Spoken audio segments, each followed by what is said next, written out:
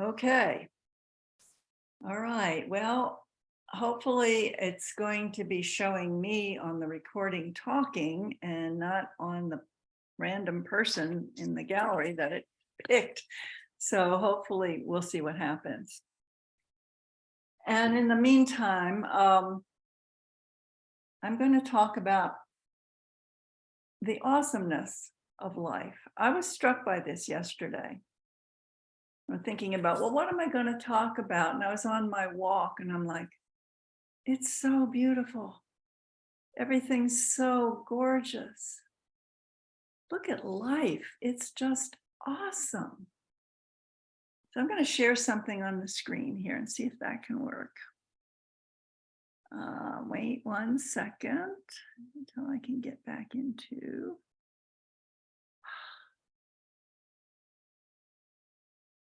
Sorry about this.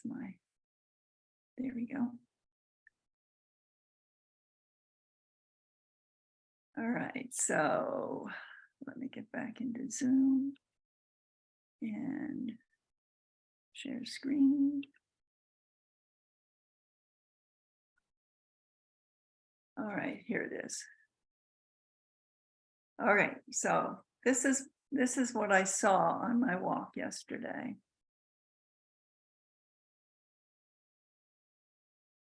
I want you to notice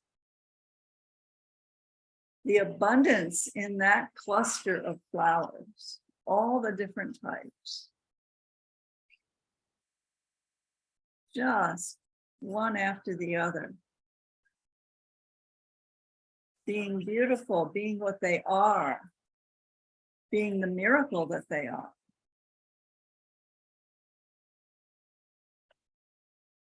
Did you all see that?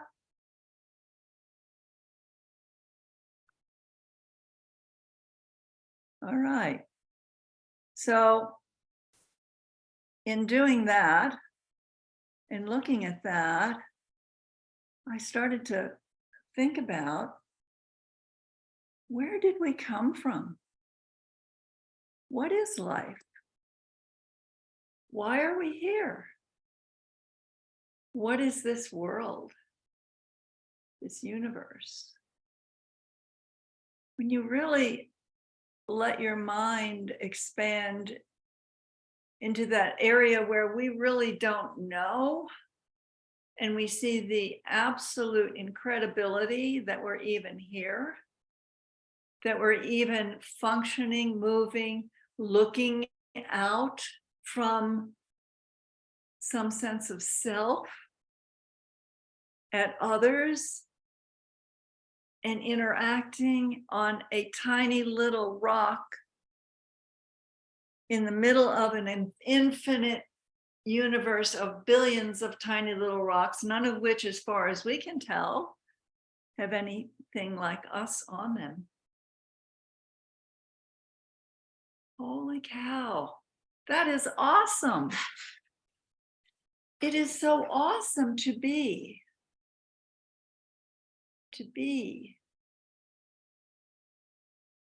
And we being us, try to find out who we are. We try to answer all these existential questions like, where did we come from? Why are we here?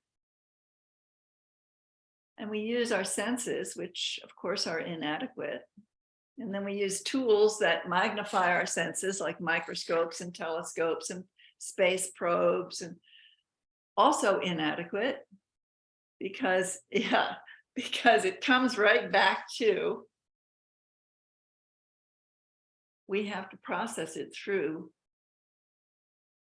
our mind, our brain, and our body, which are limited aspects of this creation we are part of. And so the humbling part of all of this is, no matter what we think we know, and we do think we know everything because we've given it a name. And so there we have roses out in the garden. We know what those are. And we know that if we plant a rose seed in the ground there, they'll pop up as roses. And, iris will pop up as irises, and weeds will pop up as weeds, even though the seeds were not planted by us, but there they are, they're seeds. And so we think we know. because we can navigate on this tiny rock in the universe as though it's the only thing that exists, as though it's the only world, as though it's the only part of existence that we care about. And it's also because we are afraid to not know. We are afraid to be part of something so vast and so amazing that we don't control, that we just flow into. And so just recognizing that we as human beings, yes, we're human. Yes, we're here on the planet. Yes, we function in life, in and out. And that we are part also of the divine creation that exists. We too, just like the garden, we arise from the seeds of our beingness. Just like the garden, we have a ground of being. There is that place before we were, before anything was, before the universe was, that place of inception that is simply unmanifest potential. Meaning, it's a place of infinite possibility and no form yet. Nothing has come out. And yet we can go there. We can be there. Just like the roses have their roots in the ground, in the soil. Human beings in their natural state, we have our roots in the ground of our being. In the place of infinite potential. But yet we forget this because in that place, there's only one. There's only that. There are not yet any others. There are not yet any other bodies, any other possibilities, any other material things. There is nothing material. Nothing has form. In Genesis, the story of creation in Genesis said the world was without form and void. It was without form and void, and yet there was some form of intention there. There was some will there that said, and we call this God, let there be light. That said, I'll separate the water from the land. That said, I'll make human beings. Now, this is our story, and we can take it as real or take it as metaphorical or take it as however we want. But yet it speaks to something that we actually experience in our own selves, and we can experience that at will. And that is that we have this internal sense of our ground.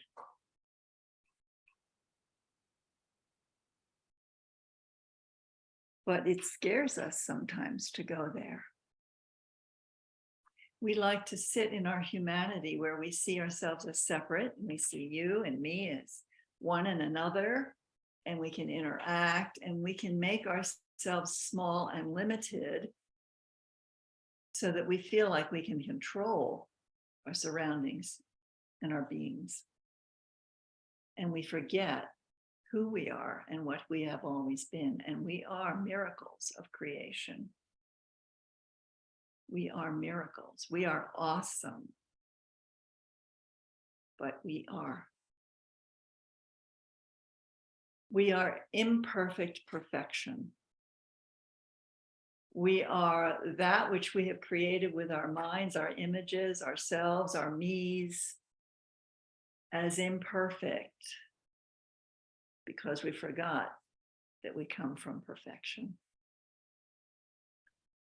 And so we spend a lot of time in our bodies trying to find a purpose, do meaningful things, be better today than yesterday. We emulate Jesus, we emulate Buddha, we emulate a guru, And there is nothing wrong with that unless we have forgotten that this is just a me we made up. This is just a sense of self that we're playing with here as human beings. And it's okay. It's okay to play that. But when we forget that we're playing, it's suffering. It keeps us seeking. It keeps us looking. Where are we? Where's the real me? How do I see the God in the other? We always say these things and then we suffer because we don't actually embody these things. So what do I mean by we are imperfect perfection? Let's explore the idea of perfection a little. The metaphysical meaning of perfection is a state of consciousness completely free from any shadow of negation. Think about that. A state of consciousness completely free from any shadow of negation. So I would say that in our present state, we already see ourselves as imperfect. We see others as imperfect. We see the world as imperfect because we are not in that state of consciousness that is free from negation. In metaphysicality, perfection is an awareness of all as already perfect without negating or trying to change anything. In other words, as so many of our spiritual teachers have said, it's letting everything be as it is. How do we see the God in others? We see who they are. We see their imperfections as part of the perfection that they were created to be. We see our imperfections that way. Jesus said, "Ye therefore shall be perfect as your heavenly Father is perfect," in Matthew 5:48. So we often think of perfection as something that we will come to be. We don't think that's what Jesus meant there. It's not something we have to strive for. We don't have to become more spiritual, more acceptable to God. Inherent in Jesus's teachings is the idea that we are as God created us. We are an aspect of perfect creation right now, just as we are, just as we seem to be flawed. We hold the thought of imperfection, or that there are things about ourselves that must be negated. That's our ego. But in the state of consciousness that sees perfection, there is no ego. There is nothing to be negated. And this state of consciousness is available to us right now, anytime. It opens us up to the perfection that is everywhere, all around us, in everything, present within and outside of each and every form that we see, each and every human, each and every created form. But we forget about how perfect creation really is. And we are drawn like a magnet back into our little idea of being separate, of being limited, of being a flawed, imperfect human. And that's okay, because humans are actually, when we think of ourselves as separate, egoic and flawed. No problem with that. It's not wrong. But what causes us to suffer is thinking that we are stuck here, that we cannot actually experience that which we are. We cannot get to that state of consciousness without striving for it or learning about it or studying it or doing things to achieve it, to purify this imperfection that we are. But that's a myth. We can go into that state at will with intention. It's right here. It's as close as our breath. It's as close as our beating heart. Jesus said, I and my Father are one. The I he was referring to is the I am, the one that we are. Now, how do we realize our inherent perfection, our embodied divinity? How do we break that magnetic pull that keeps us stuck back here in thinking we're separate? By intention. We simply decide, let me go there. Let me go there.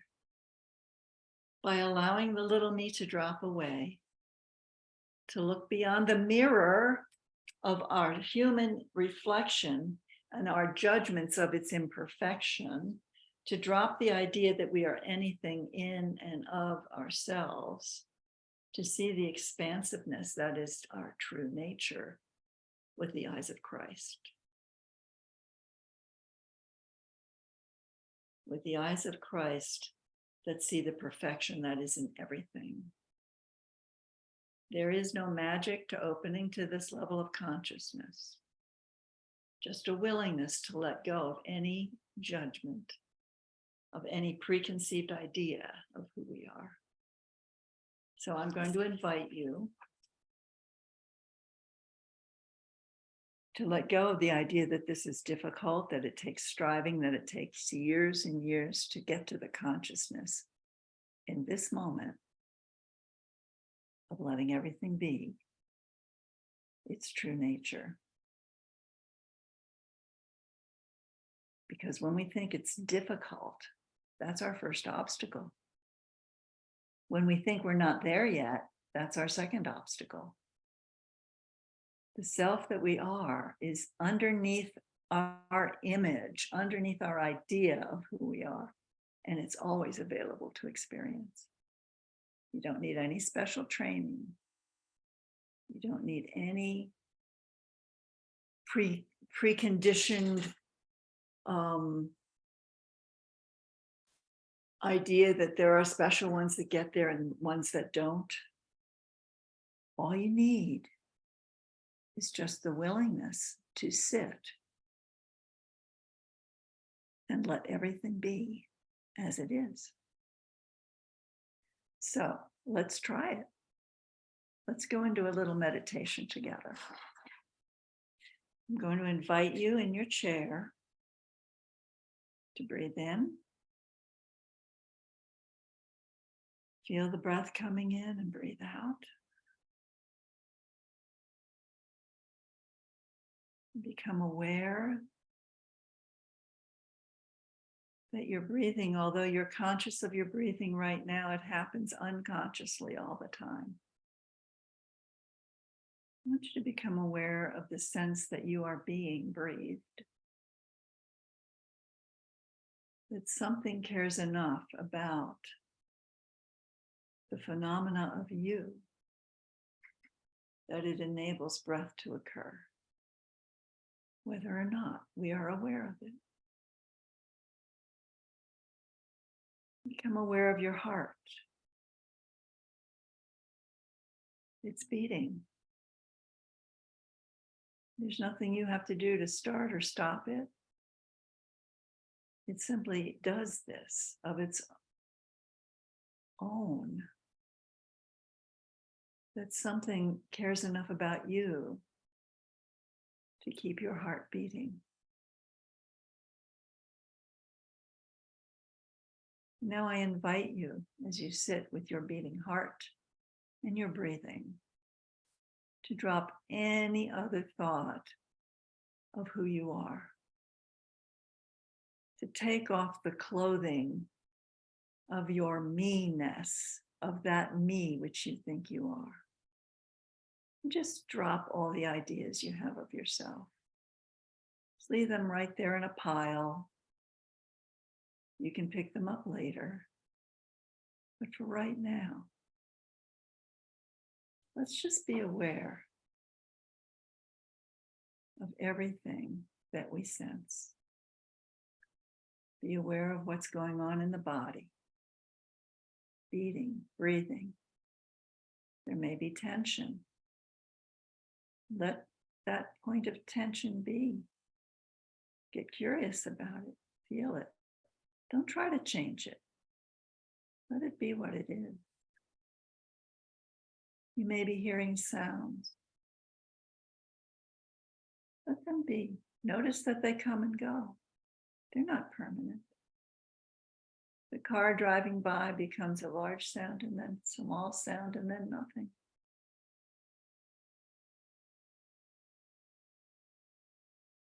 Be aware of your thoughts passing by.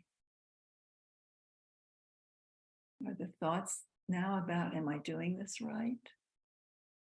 Let that thought go. There's no right, there's no wrong. Just let the thoughts pass by. Everything that you sense, that you think, is impermanent. It has a beginning and an end, and it passes by.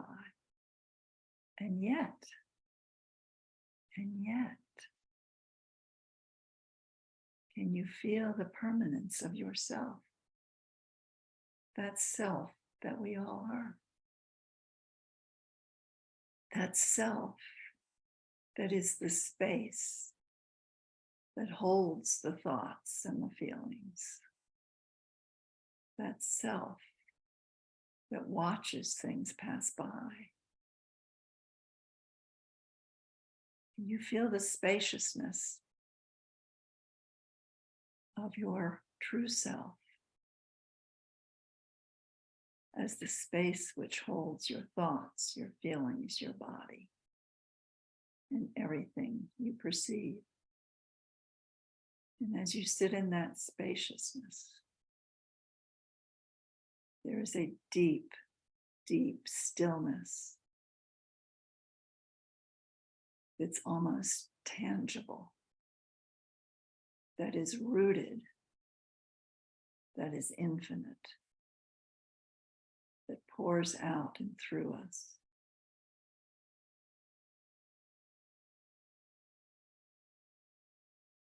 This is true nature.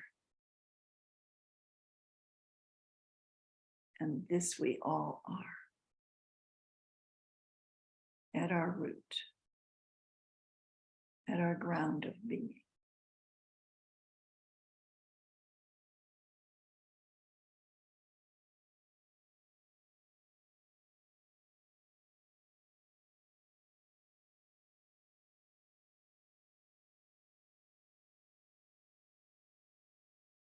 Now, let us gently again become aware of our breathing.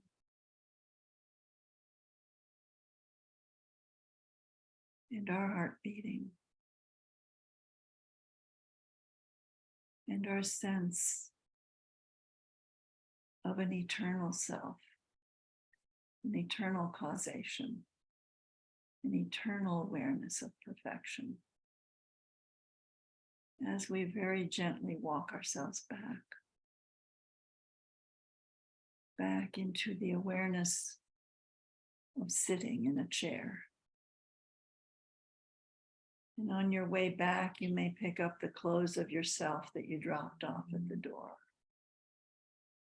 You may put back the image of you and me, and separation, and otherness. And there is no judgment in that. It's a wonderful awesomeness that we can be both the one and the many, looking at the one.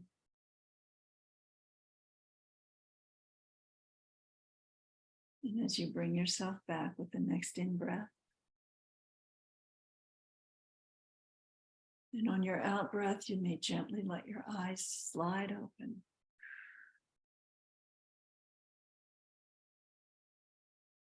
And take in all that you become aware of, just as it is.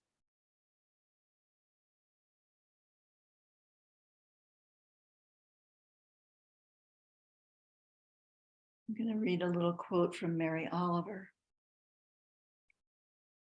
I don't ask for the sights in front of me to change. only the depth of my seeing. And so may we all encourage the depth of our own seeing, the awareness of our true nature as we walk through our day-to-day. And so it is. And now we will hear from Christina.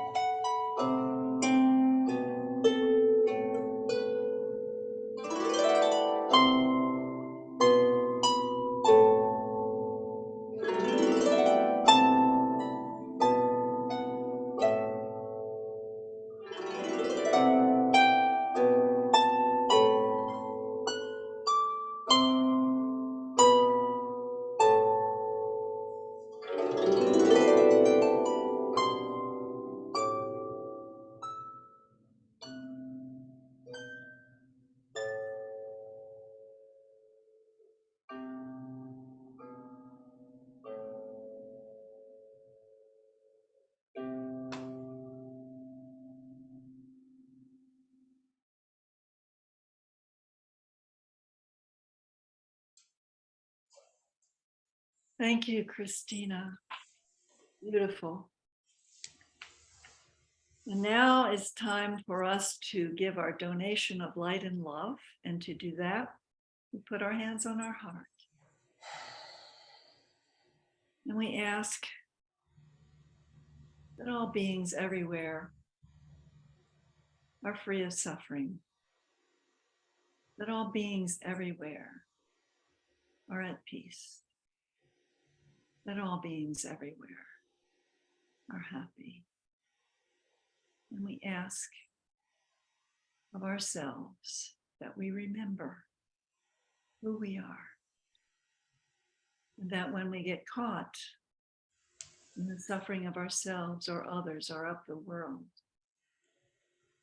we remember there is a ground of beingness that sustains us, that provides for us, and that gives us life, awesome life. And so it is. And we will finish with Christina.